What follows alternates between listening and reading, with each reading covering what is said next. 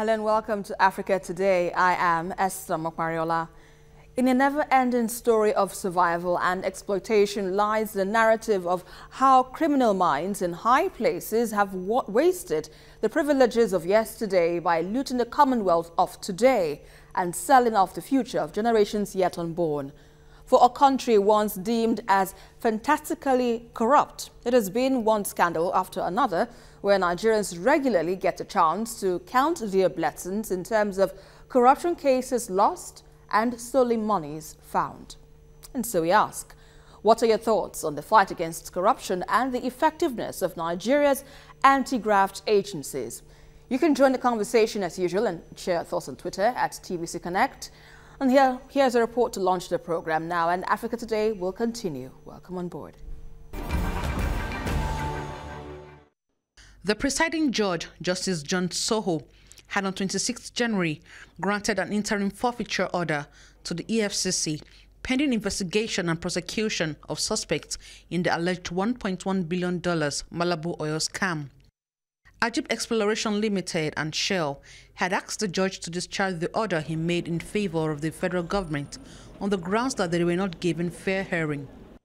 Justice Soho had fixed March 13th for ruling. That was, however, stalled as the EFCC and Malibu Oil and Gas Limited filed fresh applications through their counsels. The application filed by Malibu Oil and Gas Limited is seeking for it to be joined as a party in the suit. But Shell and Ajib opposed to the application on the grounds that it is a ploy to stop the ruling of the court.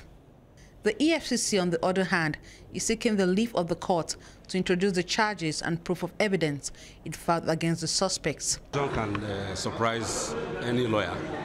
Everybody has a right to file an application when the matter is in court, before judgment.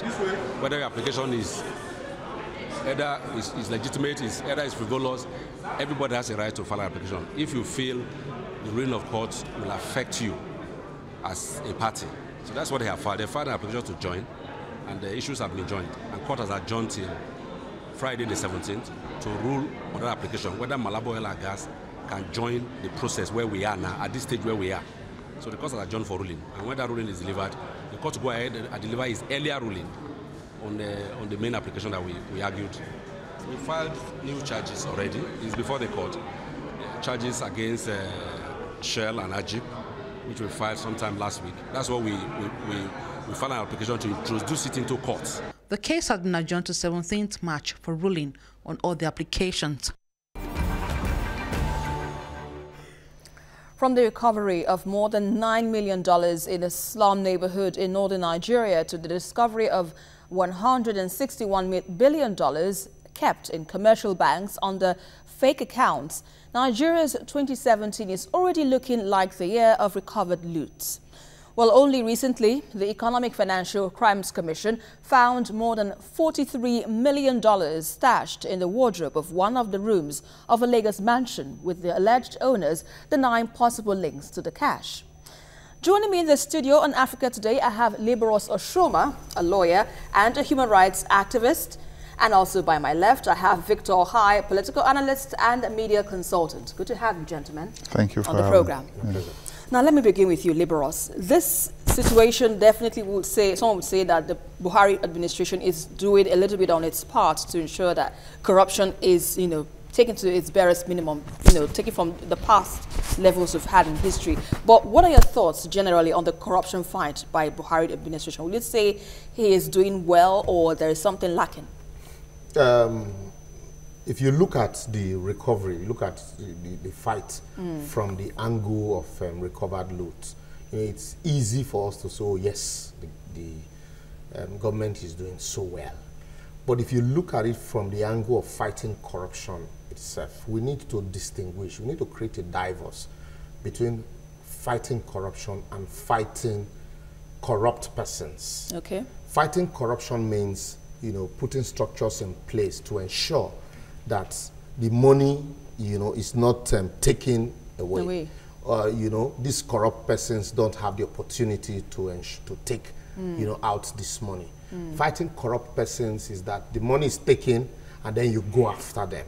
And so that's where some of us who are, observers in some of these things believe, with the fight against passive or corrupt persons, we should also step up the tempo in terms of, reforms to ensure that we fight corruption actually in, our banking system, in our budgeting system, in our budget implementation, even in our, institutions, our ministries and departments and agencies.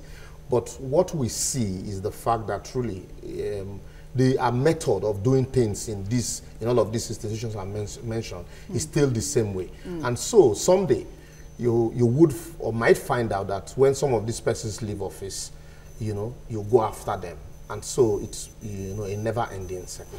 Now, let me quickly come to you now, Victor. This will also quickly bring to mind the whistleblowing policy that the federal government has adopted, to crack down on this, like say, those who are behind stealing public funds. But some would say that the whistleblowing policy, even though it is a good one, because this is more like the first time it's really, really practiced in our government today, but would you say that is enough for the government to sustain the trend of fighting corruption in Nigeria, which has been, over the years?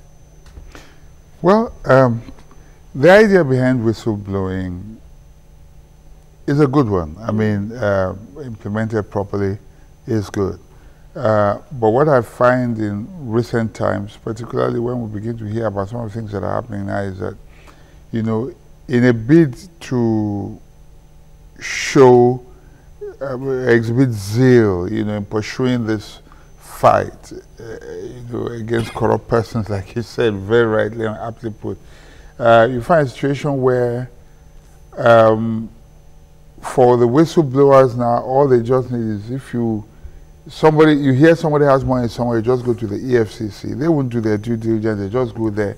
And suddenly it's becoming like owning money or any form of cash has become a crime. My worry is that the way the fight is going, they're going to make Nigerians some of the most sophisticated criminals in the world. Because you see, at this level, people begin to become more creative. I was joking. Creative in what sense? Oh, I'll tell you that. I was joking with someone. We're joking. Was it today or yesterday? And I said that the way it's going. I mean, if handling raw cash is no longer attractive, perhaps you start investing in gold. You know what no, I mean seriously. No, seriously, because the way it is right now, the way they're going about it. If you're working, if you strengthen the institutions, you create a system that does not make it easy or palatable to dip your finger into the public till. For me, that is more effective than anything else. The energy it takes to pursue a criminal, to prosecute the case against a criminal who already has enough money to fight back and hire the best defense attorneys is not just worth it. So I think that what is best is, like when the previous administration started the Treasury single account, there was a reasoning behind it, which means that, all of government money is pooled in one account. Yes, in one account. Which means that right from the center, everything that is coming in is known. It doesn't necessarily mean putting it in one particular account, but the account is in one central pool.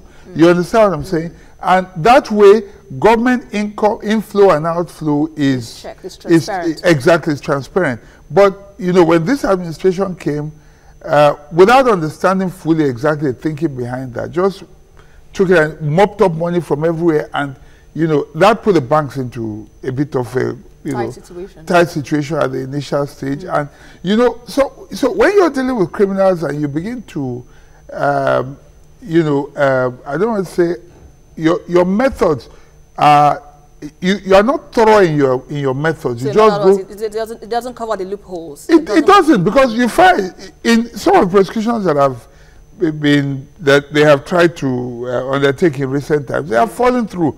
You find, because for want of due, what do you call it now? Is it prosecution? Yes, you don't do your investigation properly. You just go after a person. Your case is not tightened. you know, it just makes everything just falls through. It's into a mess. Yes. Yeah, well, let's quickly take a break now. You're watching Africa Today, and we have been looking at the fight against corruption and the effectiveness of Nigeria's anti-graft agencies. The program continues after this. Corruption continues to evolve as an institution in Nigeria, taking the form of movie series like the minor pension scam, police pension fraud, Farouk Lawan cap banking, and the Malabu oil scandal, among others. Well, it has also been the nation's fight to either win or lose after the federal government, through its agency, recently lost 4 legal battles in 96 hours.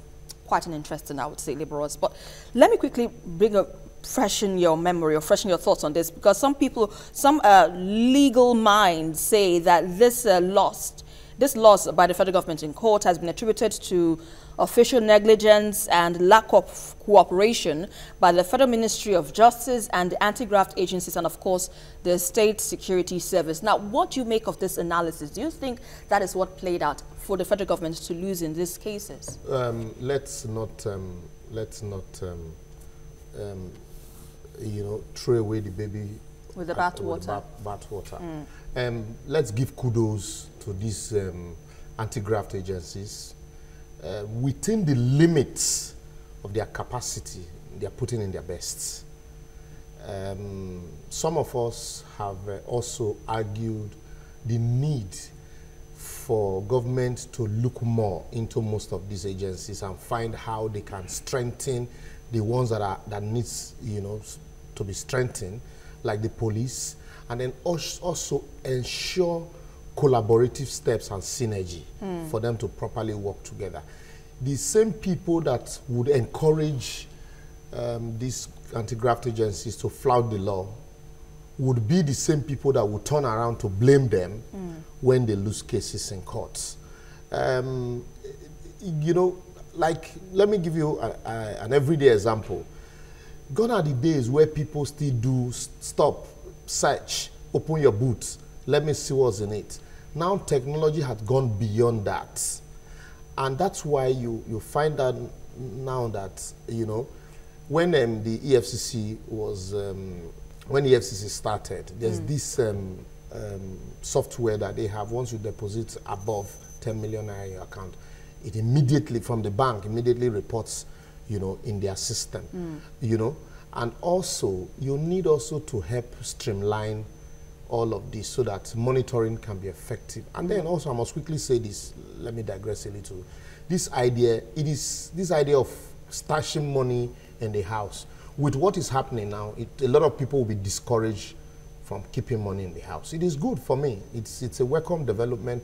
Let them begin to bust houses where you have such. In a country, you know, where the average Nigerian lived on less than $1 a day. Yeah. You see politicians stash, you know, billions at home, and then you say, no, it's not an offense to keep money at home.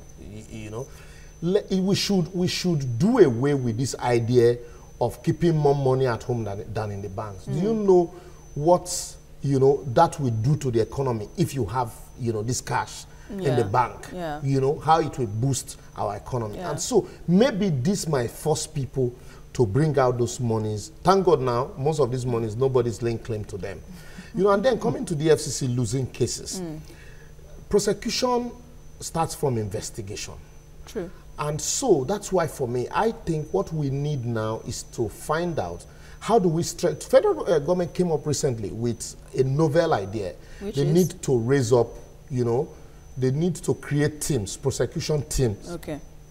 You know, seasoned prosecutors. You know, it's not, prosecution is not a job you give to a defense lawyer. He defended a case today. Today is a defense lawyer, tomorrow is a prosecutor. You know, so you need, because the people you are going against, these are birds who have learned to fly without perching.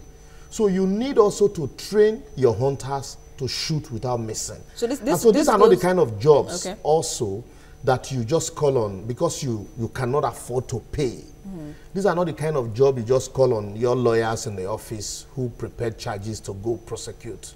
Because the man that stole 10 billion is ready to use 5 or 6 billion to ensure that he goes free. Like if a colleague once told me, he said, look, the relationship between the rich man and the prison in Nigeria is at the building stage. After that, there's no relationship. And so in doing that, you find out, that's why I said within the limits of their capacity. And so you bring a Michael Zekome, you bring a Rotimi Jacobs. No, you bring a Michael Zekome, you bring Olanik Mekun, you bring JB Daudu, and then you bring one relatively fresh lawyer. First and foremost, there are some cases as a lawyer, there are some cases it is not the law that you're going to argue. So in other words, you should get more of an external lawyers, maybe perhaps those who know their onions, not necessarily... That's why you need to also have a team of seasoned prosecutors. And from investigation, they should be able to tell you, these are the ingredients we need to look out for, you need to look out for. Once you are able to extract these ingredients for us, establish them, and this is the way the charges should be drafted. And that's why some people also are blaming synergy between the Ministry of Justice and then the DSS and the Anti-graft agency. Because also, if you remember, during what they will call it now, the raid on judges' houses, there was a serious code war between the FCC and the DSS on who should have done that job. It shouldn't be. These are agencies that are both under the presidency. So that's why, for me, I think the Presidential Advisory Committee on Anti-Corruption, this is where we expected them to do more. Find a way of synergizing all the efforts of these agencies so that it shouldn't be about glory taking. It shouldn't be about glory taking. It should be about concerted effort. And at the end of the day, forget about who did the job more, but the job is done. And the kudos will go to the entire team. All right, let's look at what you just said. You said before, that's talking about strengthening the institutions, which is rightly important at this time. Now, how do you think this can be done without having to, will I say, have a little bit of a problem while doing that? Well, where are the leakages? We need to have, first there has to be sincerity on the part of the political class.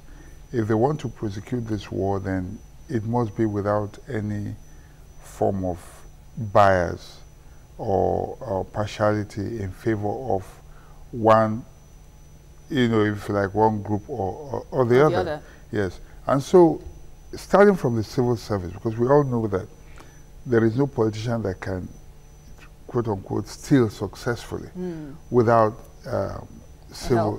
without help from the civil servants. Now, just sitting here is not something that we can just sit and begin to talk about. But one thing that we have to make clear, first of all, is to make sure that, and some of this process is already in place, the meeting point between cash and if you like, civil servants and politicians should be made as wide as possible. The BVN is a very good initiative because, and I was there the day it was launched, and I remember asking myself some questions, not really asking openly. What the BVN does is that your signature or your thumbprint or whatever, any transaction involving you directly, unless by a proxy, and proxy means you are already prone to a whistleblower. You understand what I'm saying? Every transaction can be traced by using the BVN alone. Now, if we know that, the question is how effectively are we using this BVN the BVN, exactly. So that is why, that's why now people are keeping cash at home. And it's an economic sabotage to keep the cash that ought to be in circulation at home. You deprive the economy. Circulation in banks, you mean? Yeah, to keep this, to retain this cash at home. So you're depriving the public of access to that cash. And because of BVN. And so that's why you need to now go after those people who are stashing this cash at home so that they can release them. Well, just to chip in. Yeah, it's an economic crime. No, to chip in, let's finish what you said.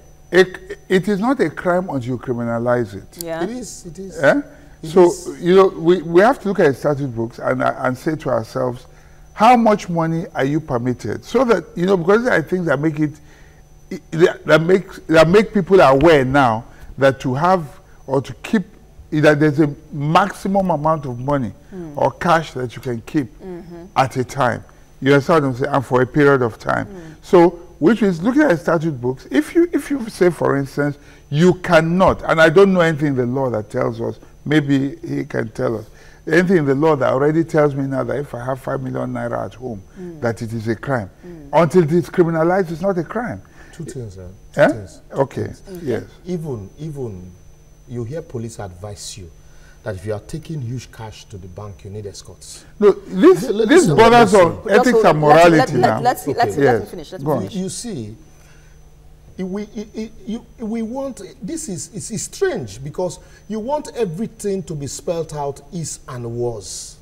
What's economic crime?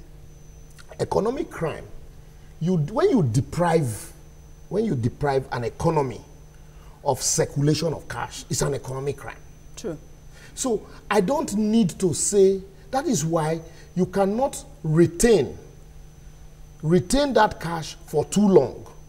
Because when you, that's why also, no, this is, like this you is check the banking we're looking at morality now. No, it's morality. I'm telling you, it should be codified in our laws. If you check the you understand what I'm laws, saying? Because only then can it be, only then. You can't criminalize if it's not written. Okay, it is not a crime. Okay. Listen, okay. I can't. If it is not in the books that if I keep 5 million naira at home, it is a crime. Yeah. It is not a crime. Okay. But once it is in the books, obviously, every other thing is morality. Okay, no morality. let's put that on hold. But let me just bring this now. What is the possibility that corruption will be rooted out of the system?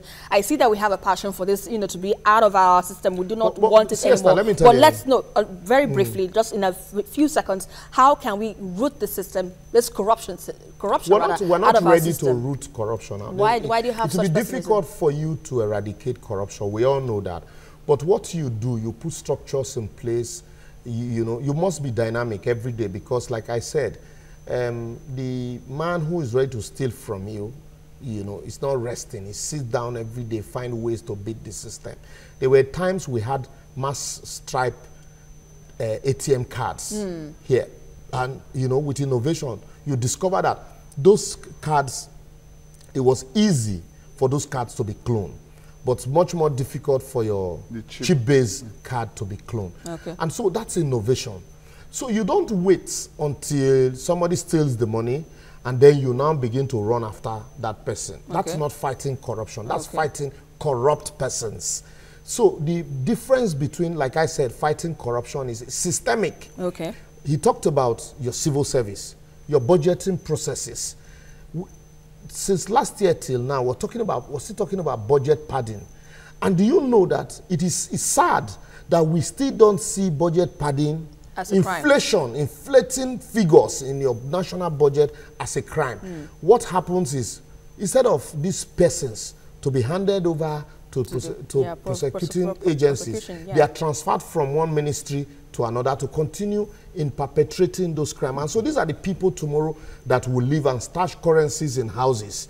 So with that, you will be fighting the corrupt person. So we need to fine-tune our processes, our financial processes, so that the money does not even come out in the first place. All right, Victor, any last words? Well, I think that there must be sincerity, there must be transparency, there must be equity, and there must be fairness if this fight must succeed. All right, I thank you very much, gentlemen. Victor Okhai, a media consultant, and of course, Liborous Oshoma, human rights activist and a lawyer. I'd like to thank you very much, gentlemen, for your analysis and, of course, your thoughts that were shared on the program. Now, in recent years, Africa has evolved into a region where the level of greed is mind-blowing and stolen money is becoming recovered loots in an endless circle of widening inequality. Corruption remains an obstacle to sustainable development, and in a situation where advocacy and prosecution fails in breaking the culture of crookedness, then the next revolution may not be far away. And that's our package for today. But don't forget to join the conversation on Twitter at TVC Connect, and also follow me for updates around Africa at Esther TVC News. Until the next one, I am Esther Omokmariola, and always remember, this is Africa. Bye for now.